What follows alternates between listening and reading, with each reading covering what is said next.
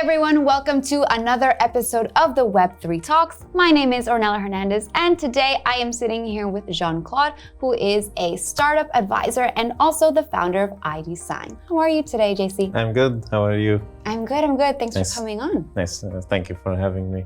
So I want to learn more about iDesign and everything that you do. But first, let's take it to the beginning. And I want to learn what got you started in Web3. I know your background is in developing. You're a software engineer, right? Yeah. So was there like a moment or a memory that you have that you said, wow, I need to work in this industry specifically of blockchain technology and crypto? Yeah, exactly. So actually, if people don't know, I'm originally from Lebanon. And I used to work from Lebanon with the community of technology, and I was very involved in the space. Mm-hmm. It was a very vibrant space in Beirut. We had a lot of tech events. I used to mentor in Google Dev Fest, in some small gatherings, and startup grind events.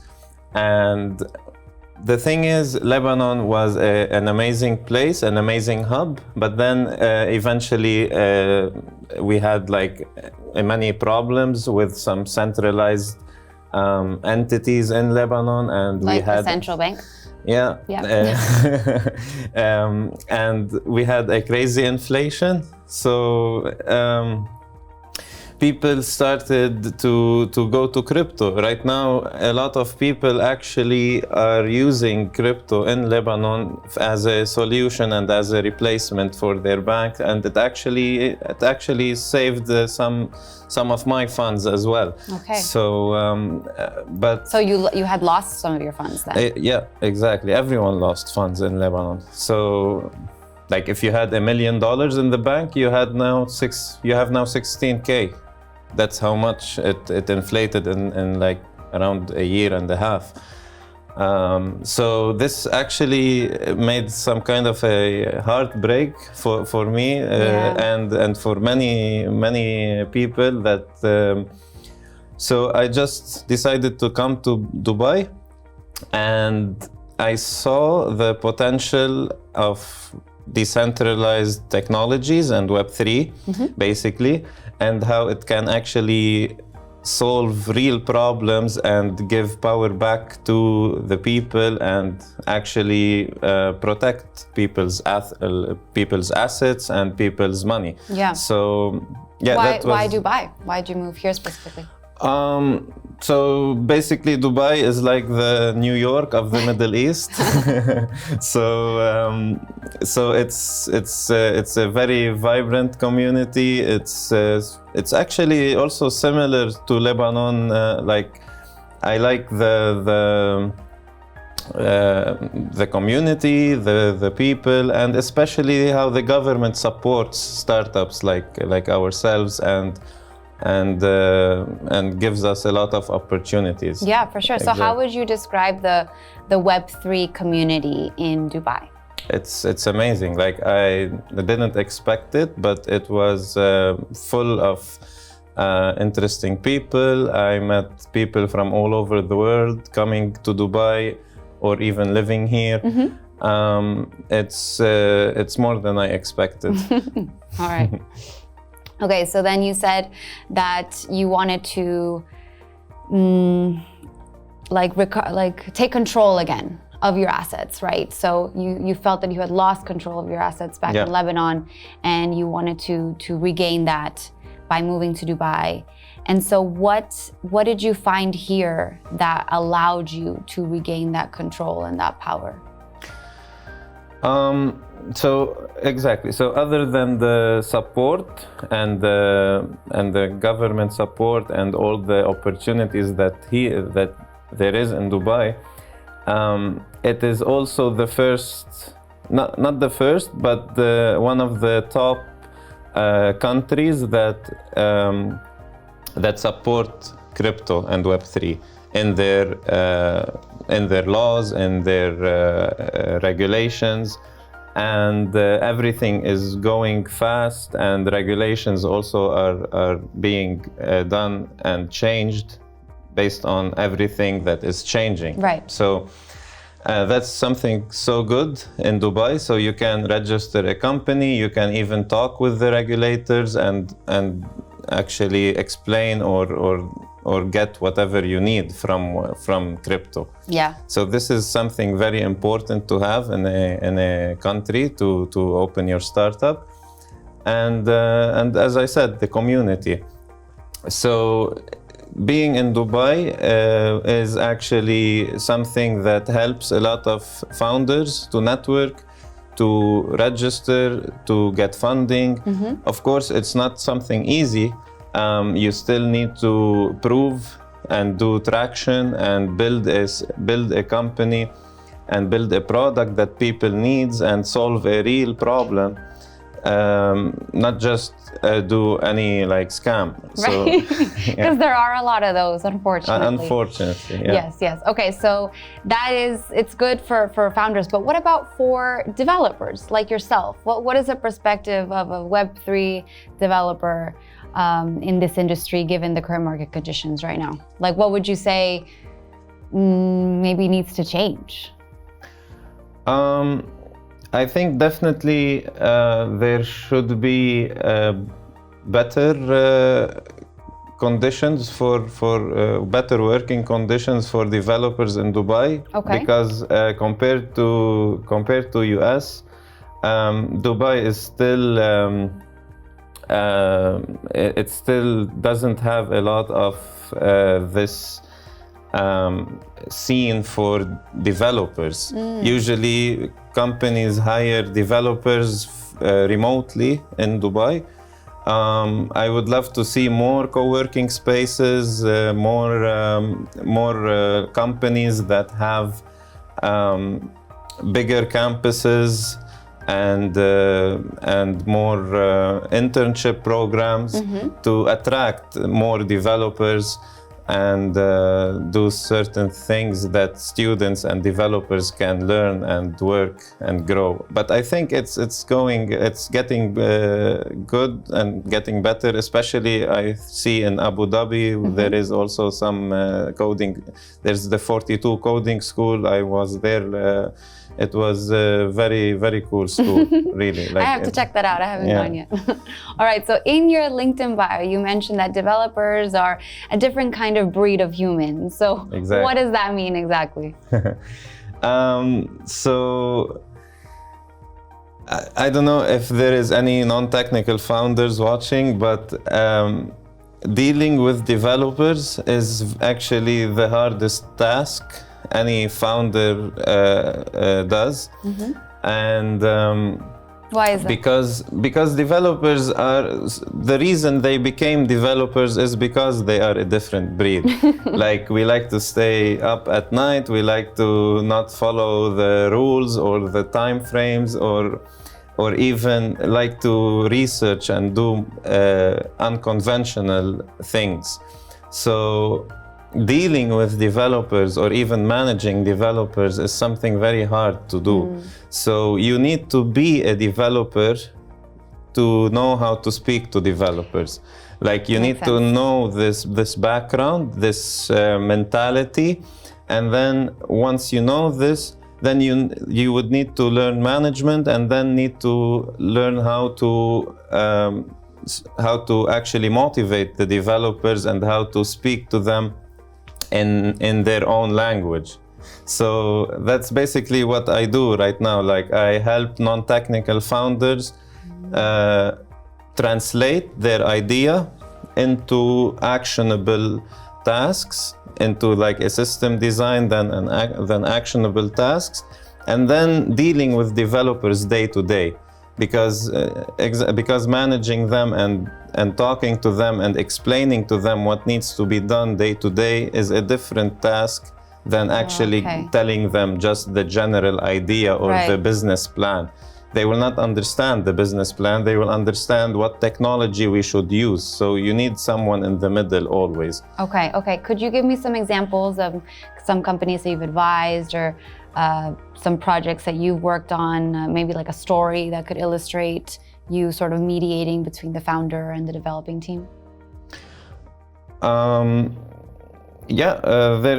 are multiple. So I used to work in a gaming company, and they also had a problem by actually making the games themselves. Okay. And that was their whole business model, to create just web games. Yeah. Turns out they hired wrong developers. So they hired gaming developers that work in developing PC games, but they wanted to actually do it for the web, and they had like a web platform. So they were getting the game, it was taking so much time to load, it wasn't working on regular devices. So I actually recommended that we hire a web developer, and he can do the games on web using JavaScript. And it actually became 200 times faster.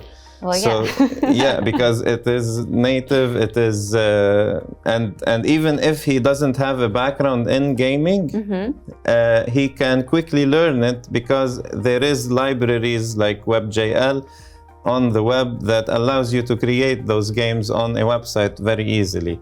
So that's one of the highlights. Yeah. Okay, that's good. And is there anything else that you're very proud of, maybe that you've built yourself, or in your time in advisory that you've helped to achieve? So not in the time of advisory, but actually, to go back to Lebanon, we also had an explosion that happened in the port of Lebanon. The bombings. So basically, I got a couple of friends over. Some people actually went down on the streets to clean, to help the Red Cross. But what I did was what I know how to do, is to develop an app. So I got a couple of friends over. We actually made an app in two nights. Like, we stayed up for 2-3 nights and made an app to help the Red Cross and the ambulance find the missing people in the explosion, and to connect them with their families based on not their names, but based on their general appearance and features.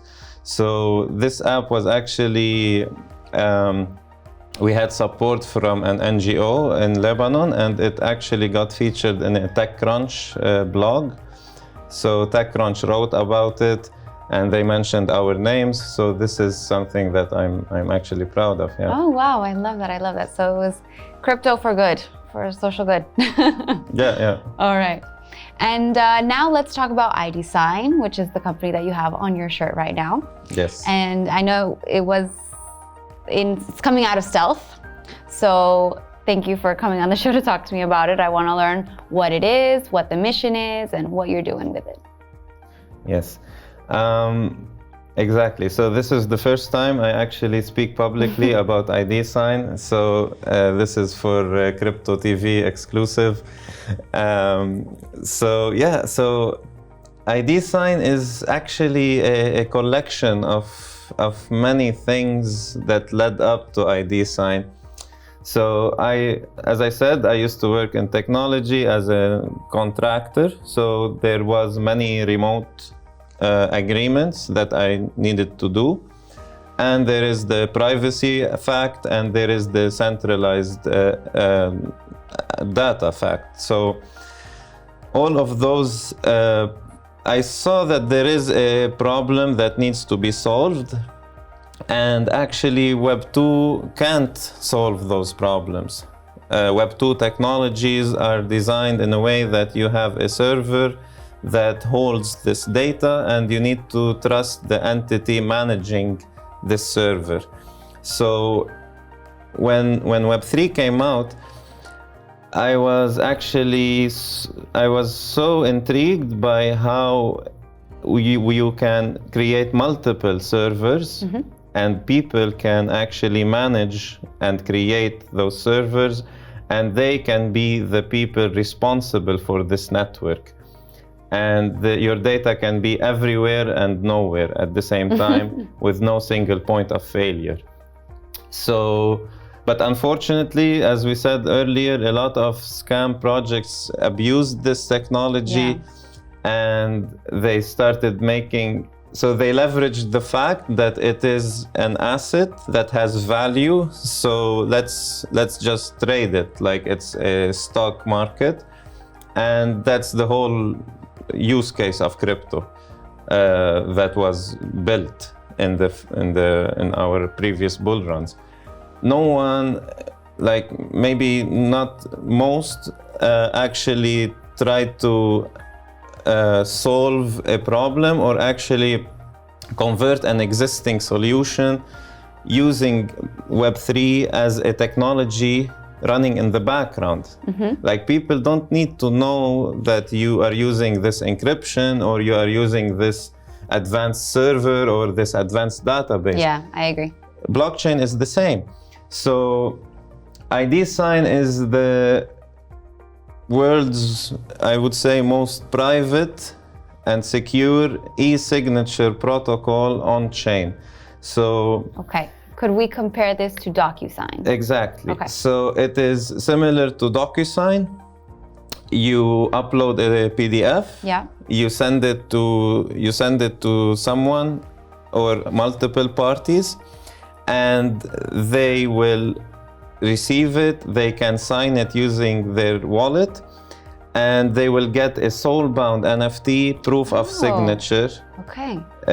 Proving and being immutable on the blockchain that two people or multiple parties got into an agreement. Which blockchain are you using? It's blockchain agnostic. Okay. I can deploy it on any blockchain. We are currently talking with a lot of blockchains to see some grant opportunities. But also, this is just like the immutability part. But the most important part, in my opinion, is that the PDF itself is actually stored on a decentralized storage, and it's encrypted, and only the parties can ever decrypt and read the document. Oh, okay. So not us, not our employees. We even spent 2 months approximately trying to solve small issues, because there is always this 1% or 2% chance that even our employees, if they hack our systems and then they do a reverse history attack on the blockchain, they might find one key and try to decrypt one of our clients' documents. Even this impossible scenario, we tried to solve it. Yeah. And we did. So this it's mega private. Yeah, it's not And token secure. gating. Token gating is actually centralized, because you need an API that gates. So it's you need to hold either, if not the file, you need to hold the key for the file and distribute it. So it's good for online courses. It's good for some things that are centralized. Yeah, but not contracts. But if I want to token gate a file, it won't work. So we instead made another approach. We used an MPC blockchain to create multiple parts of the key. What exactly is an NPC blockchain? So it's a multi-party computation. Okay. So right now, MPC blockchains are being used for wallet generation. So seedless wallets, kind of like Web3 auth. And so you can log in with your Gmail and get parts of your keys stored on multiple places. And then you can actually, only the user can join them and regenerate their key.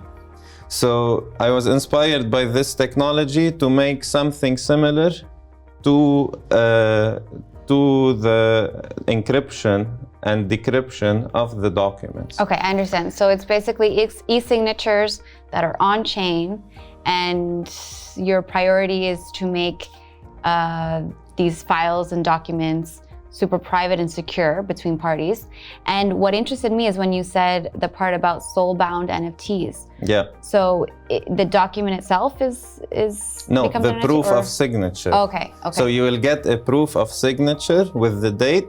Okay. That is soul-bound to your wallet, that you signed this agreement.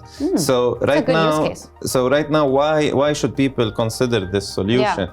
Right now, DocuSign or any other centralized server can get DDoS.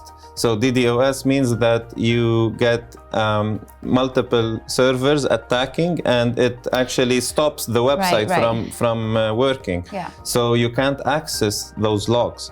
This is happened multiple times. Yeah. This is not something that doesn't happen. Yeah, it's an attack. Exactly. So this is one very major issue, is that you will always have your logs available on chain to check that you signed an agreement. Okay. Second is the privacy. So right now, data is gold.